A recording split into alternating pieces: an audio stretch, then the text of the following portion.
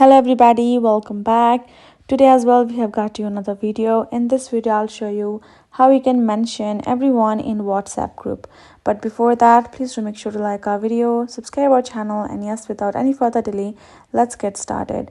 So for that, simply go ahead and open up your particular WhatsApp app on your phone, and then from over here you're going to find a group where you can simply go ahead and mention everybody, and let me show you for that.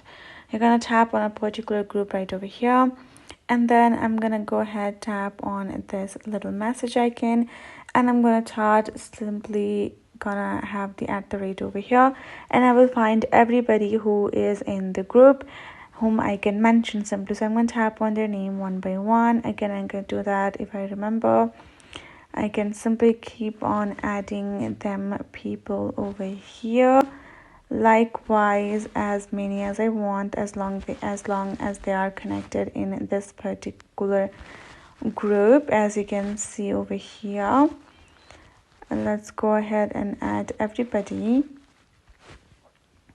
Even if they have multiple accounts, you can do that. Now once I've added everybody, I can simply tap on the send button, and I will be able to send them message while mentioning every single person who is in this particular group.